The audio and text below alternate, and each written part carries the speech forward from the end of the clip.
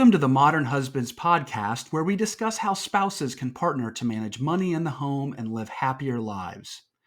April is Financial Literacy Month, and in celebration, we will be sharing two special episodes focusing on personal finance for your kids.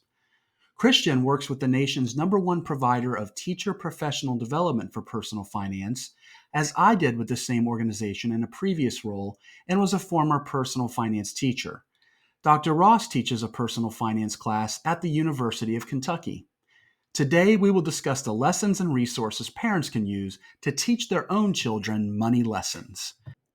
We'll begin today's show with Dr. Ross sharing the most valuable money lessons his parents passed down to him. That's an interesting question. I think it's interesting for a couple of reasons. One, you get my whole family, my parents, my brothers, sister-in-law, my partner, like we're all in a financial field in some respect. So I grew up kind of around personal finances and the banking systems in general. And so there was a little bit probably more financial literacy within the family, but they still, I think, didn't really know how they were supposed to be socializing my brother and I to finances growing up. So even with all the education, with all the training, no disrespect to them, I think there still kind of can be a disconnect with teaching money lessons, right?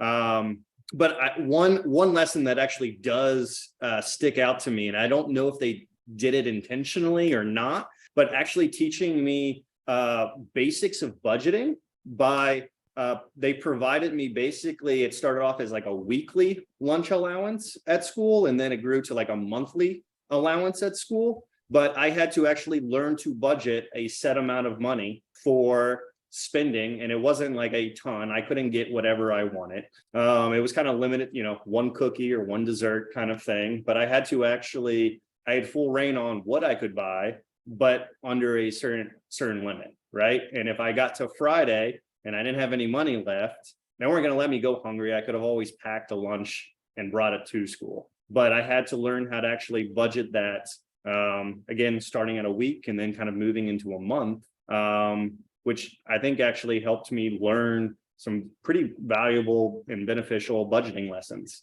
I started managing my money starting in like second grade.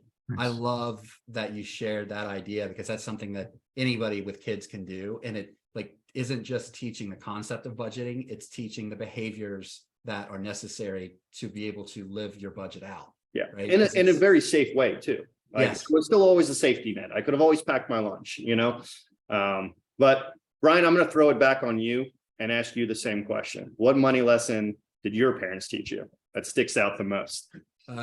So my parents were both very, very frugal. Grew up in a small rural town in Ohio, loved it.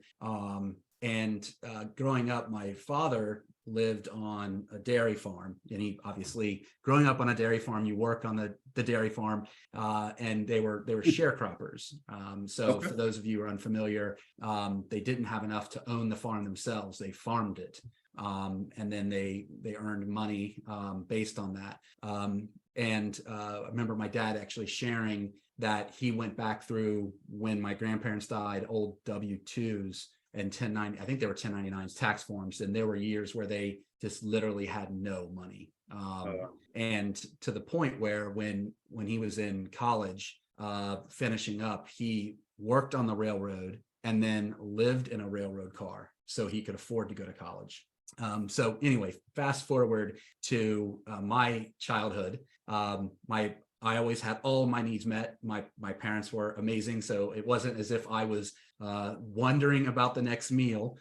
However, they were extraordinarily frugal. And so just for perspective, right before I began driving, somebody followed us home and asked to buy our car, even though it was not for sale. And we sold it. And my father reminded me that reminded me recently, I should say, that we went to watch it win the Clinton County Demolition Derby. That's what it was recruited for. That is no exaggeration. So wow. You can imagine the dumpster fire of a car that it was. Now, fast forward to the next car, which was the car that I had to drive. And when you're a teenager and you're a boy, you have certain interest in that car. And I was obviously horrified of what the outcome could be. And all of my nightmares became true. So for those of you, pardon me, who are watching on our YouTube channel, I'm going to share a picture of the car. So you're looking at a station wagon that was, when purchased, 20 years old. And as you can see, if you zoom in closely, beyond the multitude of rust, that there is duct tape over where the door handles used to be. Yeah, I can see that. And so the reason for that is, if you're taking a tour of our car, there was a lot missing. For example, the floor. If you lifted the carpet, you could see the road. The gas gauge did not work. The speedometer did not work, which is not a problem during the day because you can just go with the flow of traffic. But if you're in this like rural area and it's 9:45 at night, you really have no clue how fast you're going driving in the dark. But anyhow, what was also missing were the door handles because they had all rusted off. And what my dad did was he drilled holes where the doors were, put duct tape over the holes, everything except for that hole to insert a loop, and he ran metal fish wire through it. And so to open the car door, it was like starting a weed whacker. You'd have to really yank it and the door would fly open. So that'll give you a sense of how frugal we were. Well, fast forward. And for our listeners, it did come with a trailer, it looks like, too. The trailer. And if you look carefully, you will see that it came with a trailer, but my dad built with plywood and 4x4s, like the gates and stuff around it, because he didn't want to buck up for the nicer trailer. He would put the lawnmower on the trailer to go mow the rental properties. So I asked my father, like, why did we drive this monstrosity? Because he, was a computer engineer. He owned rental property. He worked, a lot, but he grew his rental property. My mom worked. And I was like, look, it doesn't make sense. And he asked me to get out a calculator, and I did. And he asked me how much a car payment would be. So I guessed, I think $300 a month. And he said, well, what about insurance? And I don't know, $100 a month. And he said, okay, I want you to take that times 12 months. And I'm like, okay, I did that. And he said, I want you to take this and multiply it by 20 years. And so there's this, obviously an enormous number in front of me. And I asked him, like, what's your point? And he says to me that there's no way in hell my kid is going to live in a railroad car to have to afford college. And that's the only way that I knew how to do it for you. And that was the first time I realized that there's so much love that you can give the people around you with money, and that my passion for personal finance has nothing to do with numbers, with dollars and cents. It has everything to do with making sure that students or married couples or friends understand how they can take their hard-earned dollars and spend it in a way where the people around them are happier and they're healthier. Beautiful, beautiful thing. Much like that station wagon there.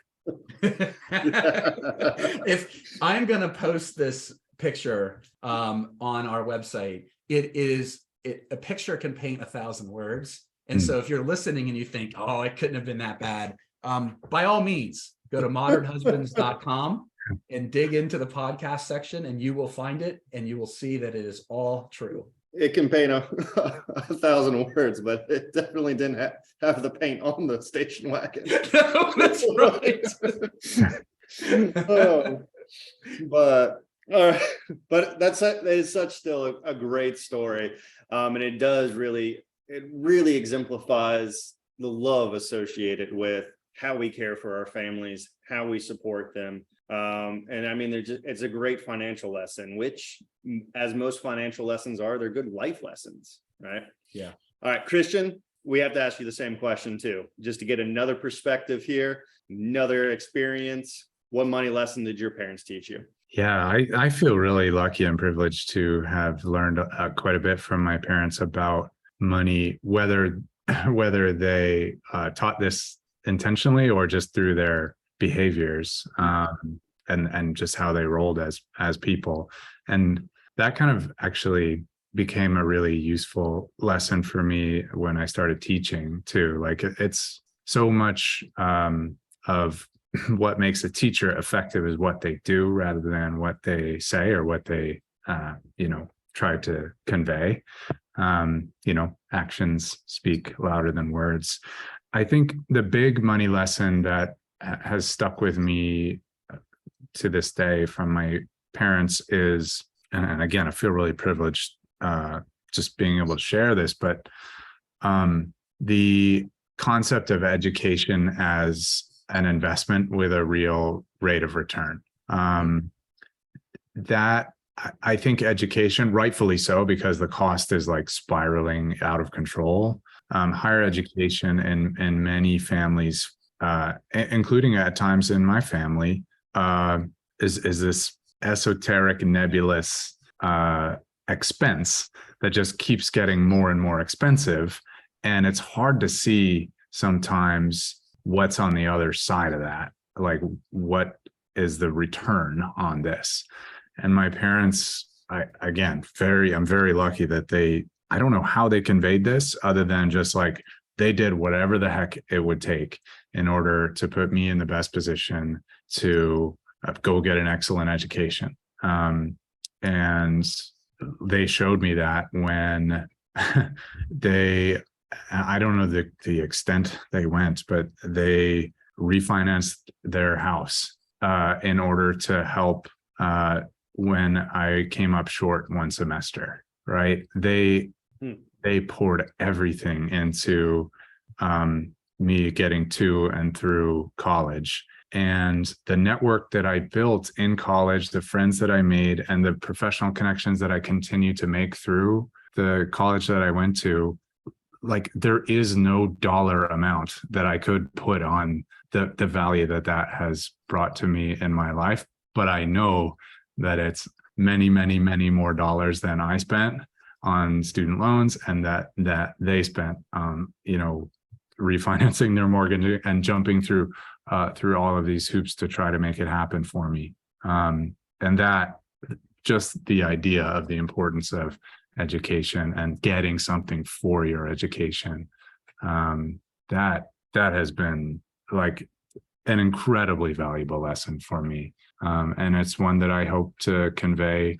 I might convey it a different way, but it's one that I hope to convey through my behaviors and my own investments in education for myself, for my family, if I ever have kids, for my kids as well. Education is worth it. In other words. Absolutely. I mean, obviously, we're all educators in different capacities.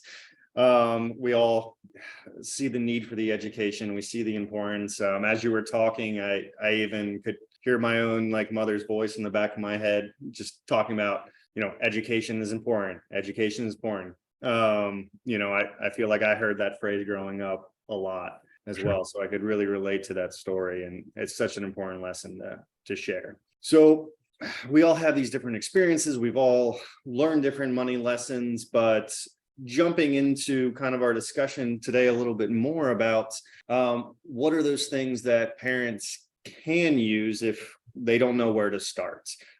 So Brian, like what are some of your favorite free resources that parents, guardians, aunts, uncles, grandparents that do have children in their lives that are between maybe the ages of 3 and 13? What are some of those free resources they can use? And I'm glad you specified the ages 3 to 13.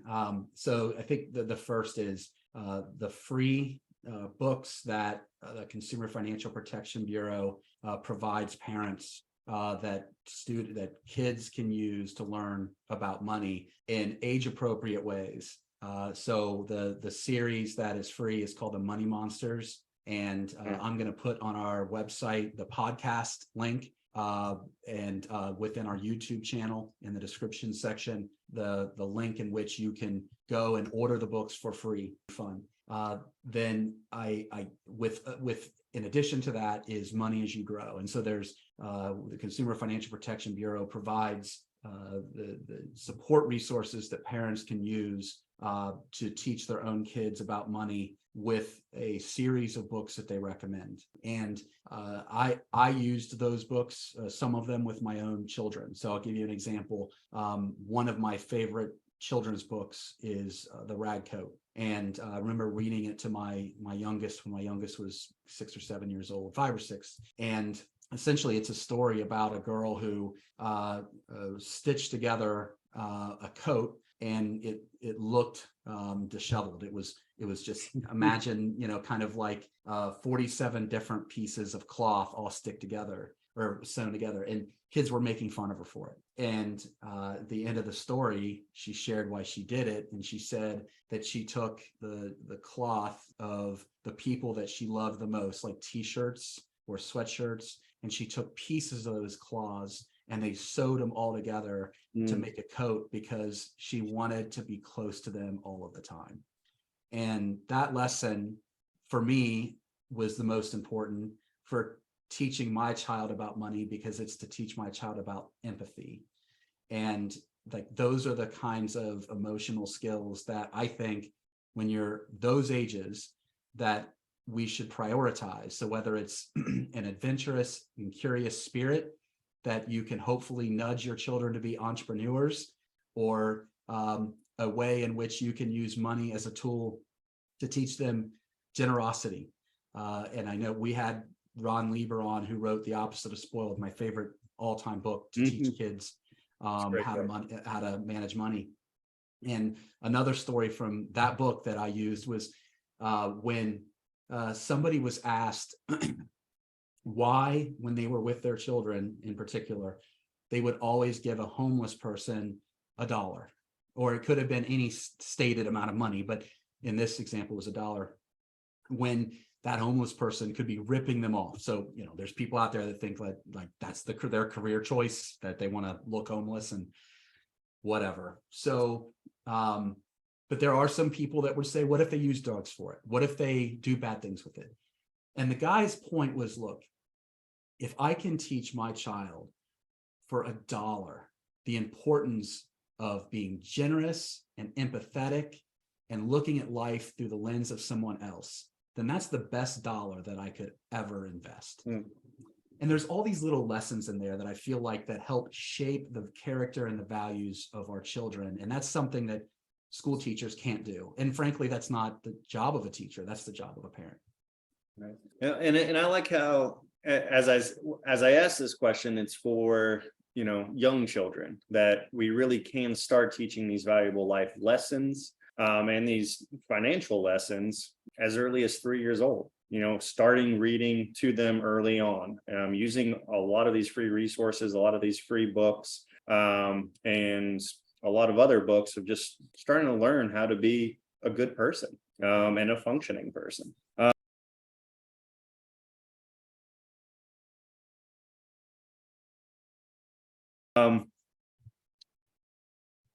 Christian, I know that you have done a lot of work with Next Gen Personal Finance. And so looking at some of those things that are a little bit maybe on the more fun side of learning about finances, what are some of your free favorite Next Gen Personal Finance arcade games that kids can play? Yeah, it's hard to pick because they're all pretty wonderful, but two that I would highlight the most are, and this is kind of banded by age level too. For a middle school student, you want to start getting into some budgeting conversations with them. You got to play Money Magic. Money Magic. Money Magic. Essentially, you are the financial advisor to a budding magician who is trying to save up for a big trip to Las Vegas for a magic residency in Vegas. But in order to save up for that big residency, you got to get through all of the shows so you can, build up your savings. Along the way, you got to budget for developing new tricks to wow your audience. You got to maintain your equipment for the magic show, all the different supplies that you need. And you've also got to, you've got to buy, new tricks to do for the shows. Plus, you got to advertise, you got to promote your shows. So you're balancing all these different priorities as you go, with one overarching priority, like building this nest egg so you can go to the Las Vegas Magic residency. It's really fun. And beyond that, there's some reflection activities that we got to go along with it too. So for middle school, got to play Money Magic. I could probably rustle up some, there's a Magic Mobile, which is Enzo the Magician's, van that he takes between shows. I could probably rustle. Not Brian's station wagon. This thing has got a fresh coat of paint on it, but I could probably rustle up some stickers if you want to give your kids some prizes for doing well in the Money Magic game. Let us know. I'll try to rustle some up for you. And then for the older students, high school level students, I know Brian knows exactly which one I'm going to mention next. Payback. So Payback is a 4-year simulation of, trying to survive and thrive in a college environment that is based on real college cost data. So it looks at actual institutions and their tuition, room and board, and all of that. But it's sort of fake mascots for the college. So you can simulate the process of balancing your budget in college, trying to reduce your student loan burden by the end of your university experience, but then also you're trying to build up your network during the time, and so you have to make decisions that will help you benefit your network. You got to maintain your academic focus so you can stay in school and keep your grades up, and you've also got to have some fun, right? Mental health, aside from money, mental health challenges are why young people leave school. So gotta have some fun, enjoy your life. And so Payback would be a great one for those older students. To touch on something that Brian said, I know I said I was only going to do 2, but there's an oldie but goodie arcade game in here called Spent, which does a really nice job conveying empathy. Essentially, it's a simulation of living paycheck to paycheck. Being a single parent, for example, trying to make it through the month on a shoestring budget, with all of the different costs that get thrown your way just because you're living your life, and having to make some really tough decisions, living a simulation of 30 days in someone's shoes. That can build a lot of empathy. So if you want to, get away from the more technical personal finance skills that some of these games can teach and get down to the, foundational values that you might want to help your children build, Spent can be another really good one. Well, for the listeners, we're going to post the links again in the descriptions on YouTube and in the podcast. But for those watching on YouTube, I'm showing the NGPF arcade with these games. They're all free. The insurance game Bummer is a lot of fun. Stacks will challenge kids to try to beat the market, and obviously the goal is to teach them that the chances are that they will not beat the market, and just to invest in low cost index funds. That's one of my favorites. I love Shady Sam. Teaches kids the realities of high interest debt. And I'm also showing, and I'll also share the Meet the Money Monster series for the 3 to 13-year-olds. I want to make sure there's a visual here for people to understand what it looks like, and then where, of course, they can order the free material. So again, modernhusbands.com, you can go to the podcast section and find all of these links. Right.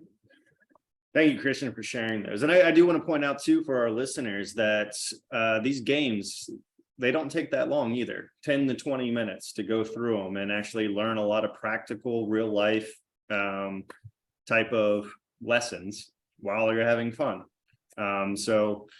These are some great resources that parents can play with their kids can play on their own, and kind of go through and learn these lessons. So thanks, Next Gen Personal Finance for having those.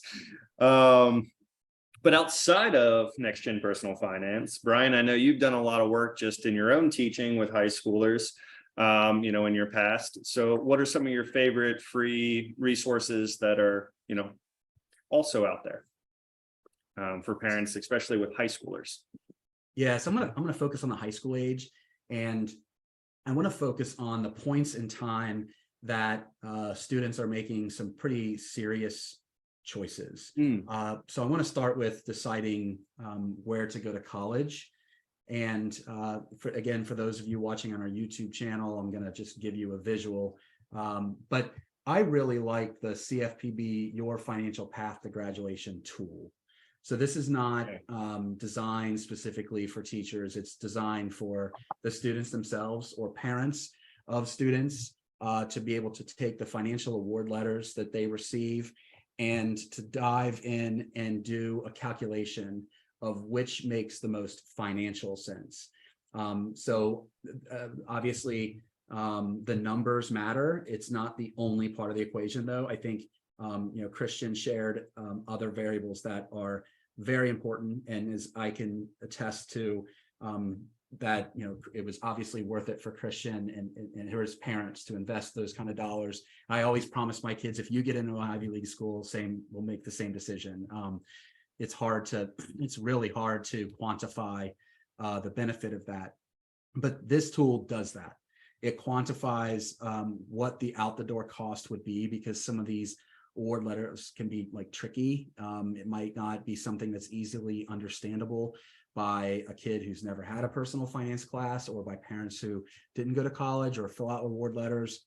And it drives the decision down to the penny, not just for college itself, but in addition to that, what the return on the investment would be based on a career choice.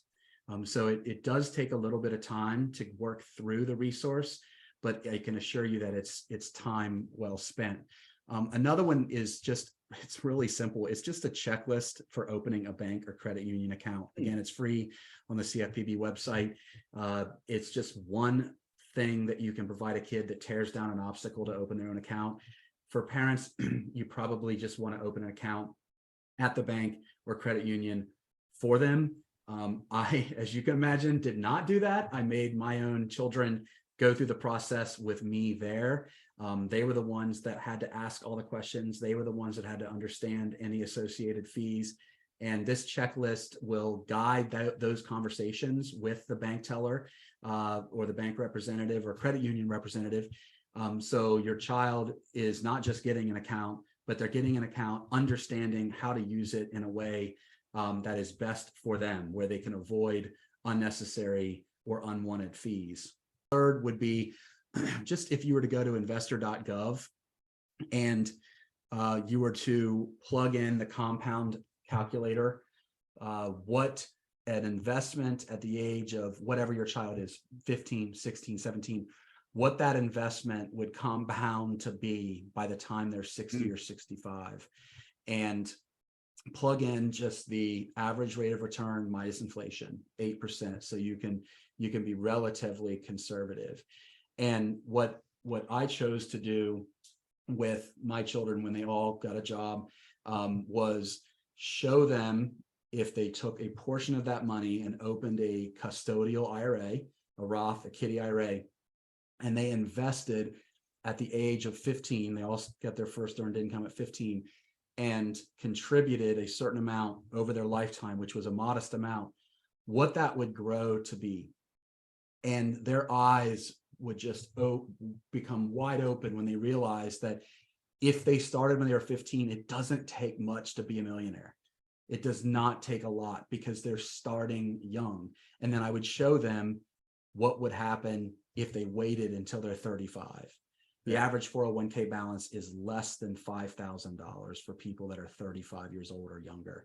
And so those people are in trouble. And I just wanted to show them that if you wait, you're in trouble too. And that lesson in itself, combined with us matching their contribution to the IRA, caused both of them, the two of the three that have already started investing, the other one's a little young, both of them to contribute some substantially. Like one of them already has $14,000 in there. Oh, wow.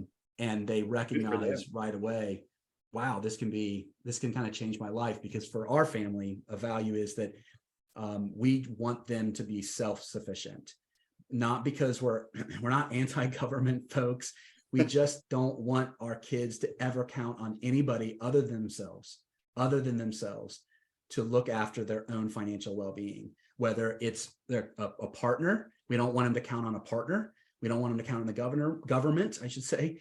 We want them to be self-sufficient, because we believe that creates a financial well-being that brings happiness to their life. I would like to add one thing that I think is very important for parents as well, to just be open to answering questions about personal finance, having those discussions with parents. I guarantee your kids are interested. Your kids are having these questions. So be open to having these conversations, making the time to just sit, to talk, to play these games, to look at these resources with your children, because I guarantee they are having these questions. With that, that was my little piece of advice. Brian, take us home with some of the money lessons that are most important to teach your kids. Well, what I would say to that is that you have to ask your spouse, what are the values that are most important that we should teach our kids? And then teach those values through money lessons. Dr. Ross started off with how we teach our kids how to manage money. And that's in a hands-on, real way where they have been empowered to make decisions. And we are the guide on the side, giving them just little nuggets of wisdom to help them make decisions to reach their own goals. And just two quick examples of how you can do this, which I did to my children. The first, it's my favorite, is we would go to back to school shopping. And if you've taken your kids to back to school shopping, it's an experience that you do not want to have every year. It's at least for me, it's painful. I already get nauseated when I walk into a shopping mall. My body, I have physical reactions to spending money. That's even worse. But we flipped the script. We gave our kids what we budgeted for their back to school shopping in cash. And we told them, your responsibility is to make a list of what you think you need for school. And yes, you have to get whatever the teachers have said are necessary for your resources, so folders, pencils, whatever. But it could be other things. It could be shoes, jeans, whatever it may be. And before I could even finish my sentence, my youngest asked, well, what if we don't want to spend it all? Which was smart kid. So great. And they right away picked up on the fact that now it's their money. And we just told them, okay, you can save that. This is your money. So whatever you don't spend, that is yours to keep. So we flipped the script. So now they went from begging to buy everything that they wanted, because who wouldn't if it's not your money, right? It's our money. So of course they're going to be a salesperson trying to sell the importance of these brand new shoes. Now all of a sudden it's like, oh, I'm hitting the thrift shop for this. Like my middle kid only goes thrifting and they can save the difference. And so the second lesson, which if you're a mother, you might think I'm not a very nice person, but I can assure you the lesson worked for teaching my kids how to borrow money. My youngest was, it was my oldest and I were going through this place called Entertainment Junction, and walking out, of course, you walk through the gift shop, right? That's the old classic move to try to get you to spend $19 on a $4 trinket.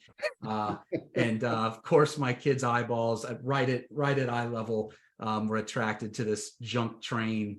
He wanted it. And I'm going to make up a number. I don't remember. It was too long ago, $20. And he didn't have, he didn't have his money with him.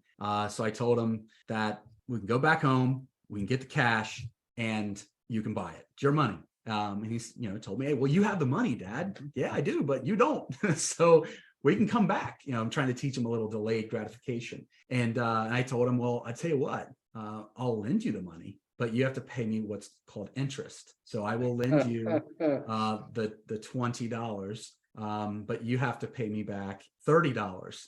So yes, I did charge like payday lending, just terrible interest rates to my 6-year-old. So that's check mark one, that there's mothers listening who may think I'm a terrible father. And so I lent him the $20. He had to pay back 30, which was all of his money. What was the term on that loan? What's that? What was the term on that loan? 1 day. It was about 15 minutes. It was the drive home. 37,000% APR. Yeah. I'm pretty sure that's illegal. And yeah, I was a loan shark. And so a week later, we were in, I want to say Target, but I think it was actually Myers. And there was this toy called a Bakugan, and you could throw it against the wall, and it was like a transformer / just devastating toy that you threw into a wall, and then up popped like a bug or a person or something. And he wanted it. And so I let him grab it, and it was like $10. And I wait until we get into the line. And so imagine there's, it's a packed store, and one of the few dads in there. There's lots of mothers with their children. There's a mom behind me, and he puts it up on the register with my stuff. I'm like, no. And I get my stuff and pay. He's like, well, what about this? I'm like, well, what about your money? And it's like, it's $10. He's like, yeah, but Dad, I don't have $10. I'm like, that's right. You had to pay $10 in interest for the train, remember? He's like, well, yeah. I'm like, well, if you just would have waited, you could have had the train and the Bakugan. But no, you didn't wait. You had to pay interest. So you have to take the Bakugan back. And he's 6, right? So, tears going down his cheeks. And the women around me are like, they're looking at me. I can see him just mouthing, you son of a bitch, you're the worst person ever. His chin's trembling. And he never borrowed money again. He will never forget that lesson. And I think like I am being jovial about being unusually cruel in the moment, but you have to look as parents at the bigger picture. Yeah, it stung. He was 6. But what stings more is $27,000 in credit card debt, because you never had a lesson like that. And so I think as parents, we have to be willing to make some of these lessons sting. So someday, knowing that we're the ones that are throwing the punch, because life punches a hell of a lot harder. And we have to, through experiences, prepare them, equip them to make those decisions. in still a safe way. Because in a safe way, right? That's right. It wasn't a necessity that he was barking for, and right. I guess you could probably guarantee he's never going to go to a payday loan. Yeah, he's had that experience, you know, early, and it deterred him for time immemorial. Wow, that is wild. You just reminded me of something that. This comes up a lot in financial education. I'm sure you see this, Bruce and Brian both. There is a difference between a teacher and a preacher. Nothing wrong. I'm not trying to like throw shade at organized religion here or something, but the way that a preacher, conducts themselves in front of, their congregation is like they are, and not all, but they are imparting knowledge verbally, right? By being charismatic and imparting that. But a teacher, they do something completely different. Like they are helping usher in an experience for their student or their child, in your case, Brian. It's not preaching. Like you are not lecturing your child on the importance of budgeting and you look how much it hurts to pay this interest. Like you ushered that experience in for them, allowed them to reflect and react in a way that was natural for them. And that lesson, because it wasn't, you weren't preaching, that lesson stuck with them forever. It is my opinion, and maybe this will be a controversial statement, but in the realm of financial wellness and financial empowerment, and now I'm preaching, so irony. We need more teaching, less preaching. Christian, Dr. Ross, and I thank our listeners and our guest. Please be sure to go to modernhusbands.com, where you can subscribe to our podcast. You can listen to our podcast in whatever platform you prefer: Apple, Spotify, Amazon Music, or even on YouTube. Until next time, be well.